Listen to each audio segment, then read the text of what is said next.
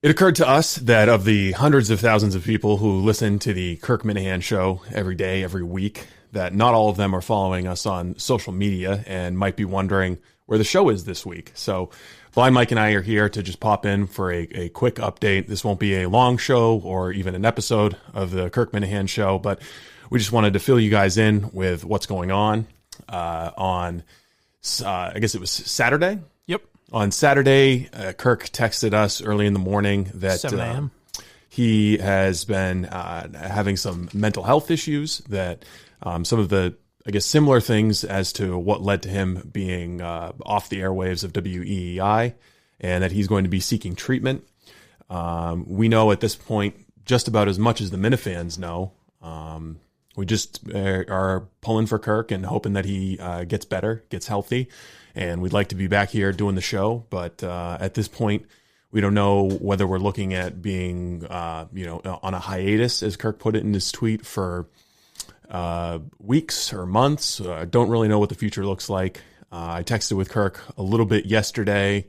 No real update to provide on anything. He was just checking in. I think Mike's been great, stepping up and pushing out some content on the YouTube channel. So if there's a void in your life for Kirk Minihane Show related content, disappointing for people. Jesus Christ. Well, the way I'd like to put it is the show, Kirk Minihane Show, is kind of like heroin, and you're like shitty diluted methadone. There we go. You know? I like that. So it's not going to get you high, but it might get you through the day and prevent you from having a crisis of your own. Yeah, I'll take it. So if you're looking for a little bit of methadone, Mike, go over to the YouTube channel. There's a bunch of stuff coming out of there. I've talked with DEC and MHB. I know that they're going to crank up some of the Minifan content, so you can expect more episodes. If you haven't already, go to look up the Minifan Show, subscribe to that, and he'll be putting out episodes. And we're also kind of some of the listeners have decided to go back to the beginning of the podcast and listen all the way through. And there's some gems being discovered from that too. So I think today is day 3. We'll probably release this, I think, at midnight tonight. Okay. So you'll be on day 4. So just follow us on Twitter, follow us on Instagram, go to YouTube, search for Kirk Minihane Show on YouTube, and just follow us along, and we'll try to update you guys as much as we can. And a lot of people have reached out asking how they can help. As much as it sucks, there's really not a lot you can do to help. Yeah, I mean, you can still support the show as far, like, I think Kirk would appreciate still supporting the sponsors that have been good to him, like Milton's in particular. There's going to be a shirt too, right? Yeah, we're working on a shirt with Barstool that we're going to put out, and we're going to partner with a charitable organization, a nonprofit that works in the mental health space. So that's something that we'll be looking to do, but just follow the social media. We'll keep you guys updated as much as we can. I don't know. Do you have anything else, Mike? The question I've gotten a lot is, why don't we put out what we're doing on YouTube on a different RSS feed or something like that? Because a lot of people can't necessarily watch on YouTube all the time. Yeah, I mean, that's something that we could look at doing. Okay. I think we would probably just partner with DEC maybe and use the Minifan channel, since people have already subscribed to that. But okay. I talked with Kirk a little bit after the tweet went out, and we decided that the best thing would be to just leave the RSS feed alone. I do have to say that Barstool's been amazing throughout this. Just publicly and behind the scenes, nothing but support from those guys. KFC and Big Cat both reached out. They wanted to know if they could help us, fill in on the podcast or do something like that. And Kirk and I both kind of thought that, that'd be great. But, our advertisers, Milton's especially, have been really understanding about how this is unfolding. And I don't know, it's not like there's a manual or a playbook written as to how you're supposed to handle one of these situations. And I've talked to Big Cat about some of the other Barstool people maybe doing something that I'm working on. So like they'll be helping in some way, but yeah, just not on the podcast, I guess. Yeah. So I guess the only other thing that remains to be said is what a fucking dumb text you had back to Kirk. Me? Yes. I felt so bad. All-time dumb text message. You're saying the one in the group, right? Yes. Yeah. The group message. So I felt so bad that I sent another one. I made it 10 times worse. I sent another long one. No. Personally. No. And today, just so you know, well, you've been such a help to me. God. Man. I made his life 10 times worse that time. Oh, God. You just whatever break this was, you just extended it. It went from cold, like ice cold, where I just said like get well soon or something, to like, you're such an inspiration to me. Thank you so much. I appreciate everything you do for me. Hold on a second. I got to look this up. So he sends us this really long text message, just explaining the situation, telling us what he's going to do, how we should operate going forward, saying Mike should continue to do the excellent Mike and the Minifans you did on Saturday night. And Mike's response is, good luck. Take care of yourself. Hope all is well. Quite obviously, quite obviously, things are not well. He's like, I've been thinking about killing myself, and I'm going to seek treatment. Yeah, and your response is, get well.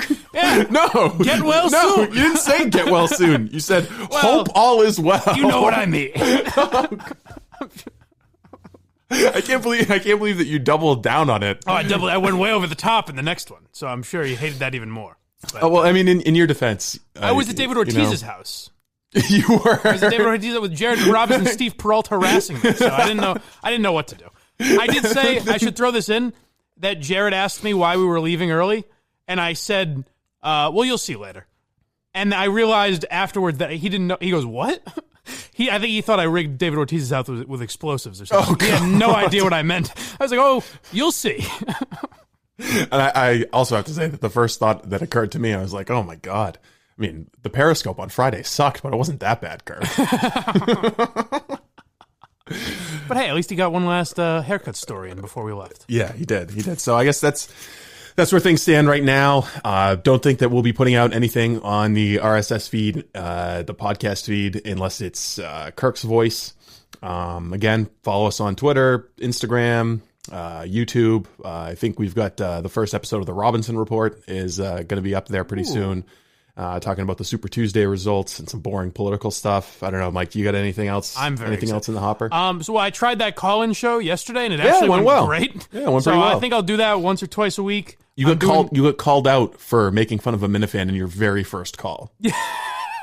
That must have made you feel like an asshole. Well, I'm glad. I didn't really know how to respond. John Stewart reared his ugly head. See, that's beautiful. He's a beautiful man. When you allow callers, it brings a new level of accountability to the operation. I'm working on some stuff with MHB, maybe Turtle Boy, maybe some Boston radio personalities, maybe former presidents. Okay. And then some Barstool people as well. So we're trying to get as much stuff as we can up there. And Mike and the Minifans will still be up there as well.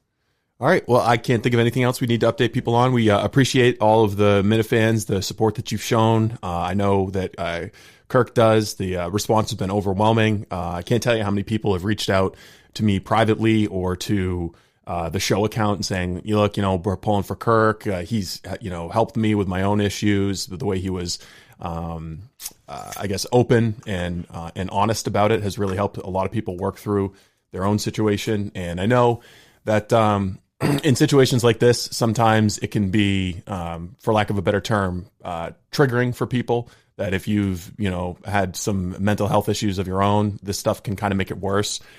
So I'll just give out a number really quick for the National Alliance on Mental Illness. It's 800-950-6264.